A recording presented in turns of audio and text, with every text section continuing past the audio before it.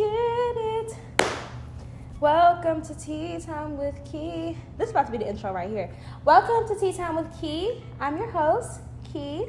As always, thank you guys for watching my videos. If you're new here, give this video a big thumbs up and subscribe to the channel. Oh, I did the thumbs up at the wrong time. But subscribe to the channel to stay tuned to more educational, informational, and motivational content. Today we have on the show my big brother, Harold Lowe. I thought I was supposed to introduce myself. Okay, go ahead. You know what I'm saying? How y'all doing? I'm Harold Lowe, you know what I'm saying? From Charlotte, Fours Up, serial entrepreneur, nonprofit owner, published author, pastor. Miss anything, sis? I don't want to say Besides how good I look, you know what I'm saying?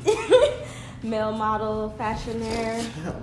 Fashionaire. That's the second thing. Fashion MOE, you know what I'm saying? That's good. You support Check your it out. friends. That's amazing. Well, let's jump right into things because Harold is he's a cool person. So let's get into things. So Harold, this year you came out with a book, Living Like a Leader. Tell us a little bit about that. How did you come up with this book? How did everything go with that? So it all started with me just wanting to have everlasting content. So I wanted my words to be able to last well beyond me. I wanted my legacy to stand based off of the words that I spoke and written. So last summer in 2018, I spent 3 months actually writing the first manuscript of the book. Then I sent it off to my high school English teacher, social studies teacher, anybody that was willing to look over it. So I asked a lot of people. I reached out to a lot of people. A lot of people told me no, that they didn't have time, or that they were uninterested in helping me with the book. And then we got it published this past October on Amazon and any major bookstore, so Barnes and Nobles, Books A Million. We have it out everywhere. Right. So what does living like a leader mean to you?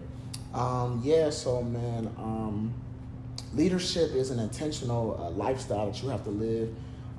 It isn't just shown in the acts that you do on a daily basis. So, and the craziest thing about it is it's just something that you can't turn off. So, 2:00 in the morning, sometimes people reach out to me for help, or sometimes I just have to exude that leadership ability, whether it be school projects, work in the community, or even with my nonprofit, even sometimes in my home.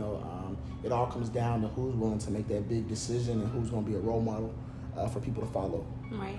So we've had this conversation prior to, and you were giving a little game to me about how you want to own the digital content and stuff like that you're putting out. So can you go a little bit into that? Why you want to own because you self-published your book. So just to give you guys the reason why I'm saying that. But can you give us a little reason on why you want to own the content and stuff that you put out? Yeah, man. It's 2019, so.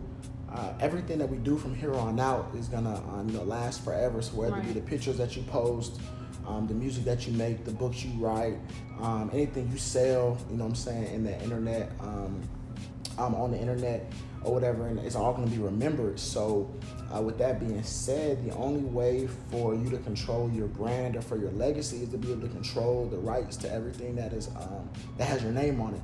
Right. So we look back to famous men like Martin Luther King Jr. If that "I Have a Dream" speech had never been written down and published or posted somewhere, then we wouldn't even know it today. Years later. Or you look at a Tupac Shakur, who his mom just finished in the last decade fighting for the rights to his name. So we were seeing those shirts, shoes, even music being released in his name, but none of that content was leading to dollar bills to his family, right? So if I was to go with a major book publishing company, then they own the rights to that book, so they can change whatever they want to change about it, whether it be the title, the cover, words inside, whatever. And then I no longer have control over my brand anymore, because when somebody reads their book all the way in California, that's the only thing that they'll have representation of for my name. And I learned at an early age that you have to be proud of everything that your name is put on. So the only way to be proud of anything that has your last name on it is to be able to own everything related to your last name and control that narrative. Right. So again, like you said in the beginning of the video, you're a college student. So you came out with this book while you were in college, self-published. What was the process like? Like, was it hard? Do you feel like anybody could go and do this? I mean, yeah, anybody could do it, but it's more time consuming than anything. So again, for 3 months straight, every day, if I wasn't writing the book, I was editing the book, right? So I had help from a ghostwriter. I had help from a ghostwriter. So even on days that I didn't even look at the book, I had to be on the phone with her for hours to make sure that everything that was written fit the words and the tone that I wanted to be expressed. And so then the next part comes from the editing, right? So again, I even asked, it was students at A&T I asked, to help me with it, but people told me they didn't have time and stuff like that. So it was just a hassle being able to find somebody that was willing to be able to, see my dream unfold. So, and then from there, you gotta make sure at the end of the day that it's something that people care to read, right? Same thing with music. You gotta make sure that you're making music that people care to listen to. So a lot of my time was just, sending the book out to people just to get feedback. I don't know if it was content they even cared about, or even like people I quoted in the book. I had to take the time to go get their opinion, my mentors and stuff. So it's just a time-consuming process to make sure that I put out content that I felt not only you can see me within the content, because anyone who reads it that knows me, I want them to be able to say, like, this is who he really is. Right. And then also making sure that anyone who doesn't know me, that I'm putting on a good representation of myself and my family. Right. So, like we said about you owning your digital content and stuff like that, how did you self-publish your book? Like, what was the process like doing that? So originally, I had 2 deals on the table where a publishing company reached out to me. They wanted to publish the content.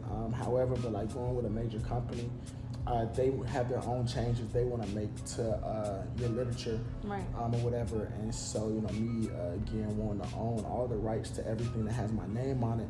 I took the self-publishing route, which ended up being way cheaper because a lot of people don't realize is that unless you're like a major name, that you have to pay that company to market your book. 'Cause that's what self-publishing comes down to, is them marketing the book for you and selling it for you. And so I self-published for $2,500 on Amazon, but the company that reached out to me, I was having to pay them $4,500 up front before I was even able to see a hard copy of my book. Wow. But if I had to recommend to anybody, I would say self-publish, especially with Amazon. So what Amazon does is, man, they format everything for you. So all you have to do is upload your content. And they even created a whole cover for me. I had a cover created ahead of time, but the cover they made actually fit the text and the tone of the book better than what mine did. So I ended up using my cover as just like a poster for the book. Also, it takes out a lot of time that you have to spend because they even set you up with like consultants to help you market and everything like that. So they literally go over your core demographic. They go over where do you want to market, how do you want to handle ordering in bulk, so I can call at any time and order 500 copies if I wanted to. And for me, that was important because I give away so many copies for free that I always want to have stuff in my trunk, because at any time people come up to me and ask for a copy or whatever. But if I was to publish with that company, then I would have to go through a long process of filling out an application for everything that I wanted. So I think self-publishing just gave me more freedom, not only of time but freedom of my content as well. So with that being said, I know that you have a nonprofit and you have a scholarship. And you're big on community service. So do you feel like as a young black man, like that's your duty to the community? Do you feel like that's something you have to do, is give back to the community in that way? Nah, so I don't think it's a duty, Everybody has their own purpose in life, So God has given each of us a task that we've been set to do. Right, so everybody's not meant to be a Martin Luther King or MLK, but everybody's also not meant to be LeBron James or Jay-Z. Right. And there are some people that have to play behind the scenes for that, because no one can do it by themselves. And so I felt that the background that I came from, I grew up, I wasn't poor, but I couldn't just go get shoes, or if I wanted to, I couldn't go buy clothes anytime. There are times where we didn't even have Pop-Tarts and cereal in the house. You know what I'm saying? So, but somebody took a chance on me when I was a kid. They saw something special in me and, you know, thought to build that up. So because of that, I felt that I had an obligation to my community to, you know, on one hand, just make sure anybody who comes from the position that I was in, that I paid it all forward back to them so that they could receive the same information that I received, but also in the greater Black community. I make it a point to be able to just help everybody build and be a connector. And so what that means is, you know, since I moved in social capital, you know, my main purpose is to make sure that if you ever needed somebody, you know, something small to be able to come do plumbing, that I could connect you with somebody that I know who's a plumber, or if you had aspirations to go into politics, and I would want to be able to connect you with somebody in the political realm to be able to aid you in that regard. And I think by doing that, you know, we can kill a lot of the issues and the systematic oppression that we've been under for so long. But I think the only obligation that we have is like Black men is to protect like Black women. And so I believe in doing that, I'm able to also fulfill my purpose in that way as a Black man also. He just tried to add that last part to sound good for y'all. That's what that's about. But yeah, so I like what you said though, because I feel the same way, because like you said, I needed someone to take a chance on me. So if someone never took that chance on me, I don't even think like this would be possible right now, that I would be able to do these things that I'm doing right now. So moving along though, so what you say you're a serial entrepreneur, so what are some long-term and short-term goals you have for, I mean, I guess, you know, the last few years and stuff? Yeah, so a long term, you know, like we've talked about in the past, I want to own apartment complexes and hotels, and be able to use those buildings as pillars in our community, you know, similar to what a church is supposed to be. But you know, short term, I just signed a contract with Lockheed Martin as an aeronautical engineer in Dallas. I have an interview with Microsoft coming up, so I also want to be able to, you know, leave my mark, you know, in the corporate office. You know, for people that know that entrepreneurship isn't for them, you know, they still need a role model in corporate America to be able to make sure that, you know, their voices are heard. So making sure that I move up in the corporate world, you know what I'm saying, become manager, supervisors, executive, all those type of things, so that, you know, I can set that example for people who are coming up behind me. Short term? In short term, I'm just trying to be happy and get and graduate. You know, I come out in May. I think things are pretty well set up, you know what I'm saying, from a career standpoint. But for life, again, I just try to be happy every day. And, you know, just trying to make sure that, you know, me and my friends are all in position to do well.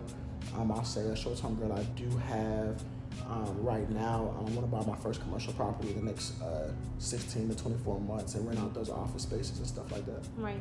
So, like I said, you're a very well-rounded person and things like that. So, you know, being well-rounded, being an entrepreneur, being in corporate America, having community service underneath your belt, all of these things, what's one thing that you feel like you have to say, like that gem that you leave behind with just anybody? I would say that, you know, there's only two things that we control in this life, is our attitude and our effort. And so that means that only we control how much of ourselves that we put into everything we do. So the outcome of that is going to be based on your actions. And then you're the only person that controls how you react to any situation. So, you know, I believe if you can be happy every hour of the day, every day will be happy. And if every day can be happy, then your life will be happy. I know you told me one, but I have another one also that I try to live by, and that's dang, I forgot what did I say earlier? What was it? You said a good one. You always tell me it. Dang, attitude and effort. Actually, I don't know. We'll think about it later. Yeah, I'm sure put it in the comments. Yeah, put it in the description box. Yeah. Appreciate you. Director. Thank you, Director Kayla. Yeah, man. You know, as I grew up, I was, you know, in America, it's always made it so important the way that you present yourself. But even deeper than that, we judge based off of the way we look. You know, I have 30 tattoos, nose piercings, a beard. I used to have long hair and everything. So I just want everyone to know, if it's something that you want, man, you just got to go in and kick the door and be unapologetic about who you are. And either someone's gonna like it, love it, or they gonna hate it. But regardless, as long as you stay yourself, again, you'll always be happy. As long as you're happy, whatever decision, you know what I'm saying, whatever happens outside of your control, You know what I'm saying? It's all handled by God. It's all above us. Right. And that is a great way to end the episode. I really appreciate you for coming on the show today, Harold. Again, you guys, make sure you give this video a big thumbs up. Turn your notifications on so you can stay tuned to this content. Make sure you subscribe to the channel. And see you guys in the next episode of Tea Time with Key.